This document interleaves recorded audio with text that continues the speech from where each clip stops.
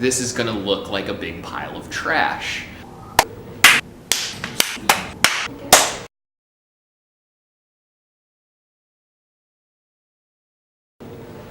It can be impressive to do something okay in a very short amount of time, you know? And you don't necessarily think that way when you think of what good work is, but sometimes it's about doing the best you can within a time frame, not about making the best, most magical stuff, and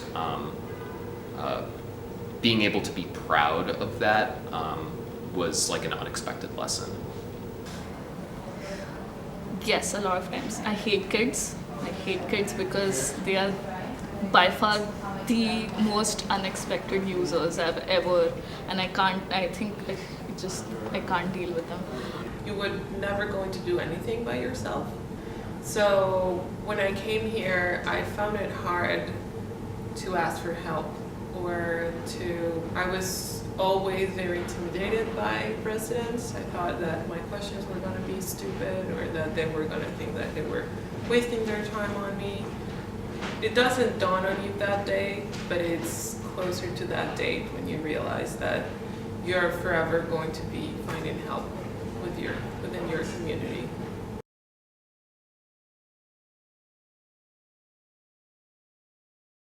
I was actually thinking about this morning.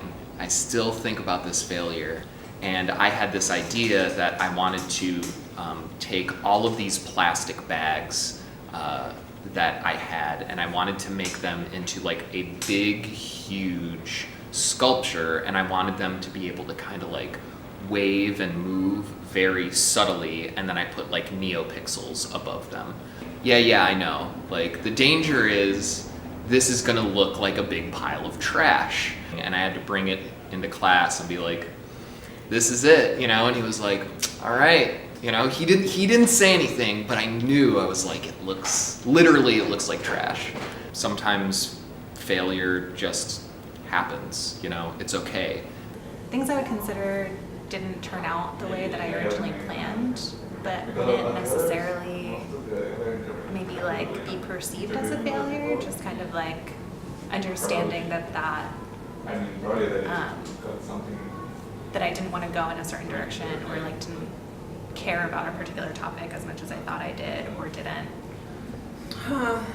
Biggest failures. Well, there were a lot of projects that did not work, still don't work, a lot.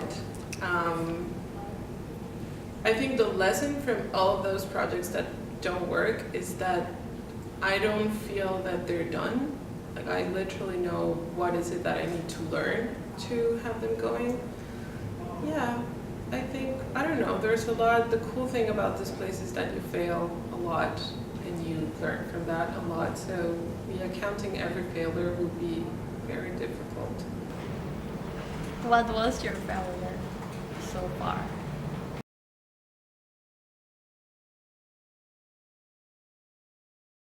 And my priorities shifted to get it done. Getting the thing done instead of getting it perfect.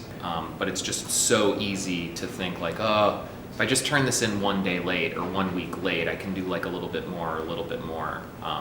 But refocusing my priorities to really be like, all right, how much can I really do realistically in 2 weeks? Because I have seen like many like amazing things being done by focusing on the small steps versus like what was my approach of going like for the next big thing. You know, I had a network of colleagues who were like, oh, you got a Fulbright, you're in NYU, you're a grad student. Like, you know, expectations were set high for myself and for the people back home. So I felt that I needed to really invent the next city bike or the next air quality app or something like that. And soon enough, I discovered that I needed to free myself to do a little bit more goofy stuff. That was hard. Definitely a challenge to pose to yourself, of like combining that with something that you think might be meaningful in some other way.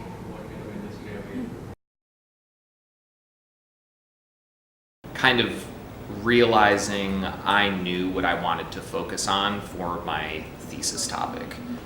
I had that moment where it's like, no, this is good, you know, this is it. And I think that moment where it's like, it's not a guarantee that it's going to be good, but I knew that that's what I wanted to do.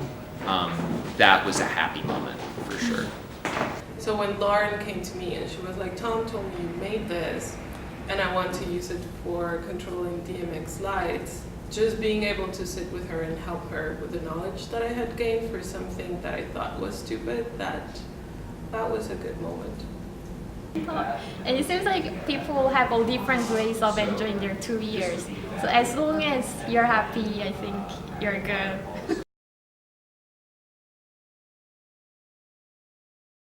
Yeah, Google and YouTube. I remember, today I got to know this person and I always get something unexpected from the person, and that was such a joy for me. And soon enough we discovered that YouTube and Google, they're not substituting your teachers here. They're not being a substitute to the faculty or a substitute to the residents. They're just the place where you're going to create your own path, and that's something that's hard to wrap your head around if you haven't been in a place like ITP. I became comfortable with not knowing where I was going or if things were going to work. Comfortable is a big word. It's always uncomfortable to not know, but that's what you pay for. You pay for the people who are going to help you, and you pay to learn how to make the proper questions. Most relevant resource, I would say the professors. All of them, each and every professor I've learned from, had a class with, not had a class with, had office hours with. Everyone blew my mind in ways that I didn't expect to be thinking, or like just expanding my spectrum of understanding every time. Well, and I think that it's a result of like me growing during these 2 years, and what I was saying, like accepting myself and like finding my voice, I guess, and having like this community of support. And yeah, I don't know that I could have done that without all the people here.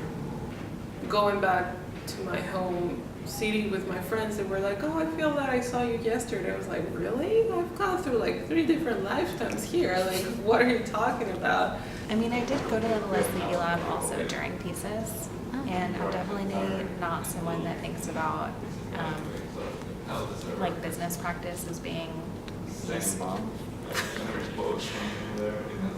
But it does like get straight to the point of like, is this sustainable and is this something that people need? Yeah, and again, like not even really necessarily interested in entrepreneurial funds or anything like that, just kind of thinking about like who to go to in the business world to learn a particular thing, or like how business is approaching a particular problem.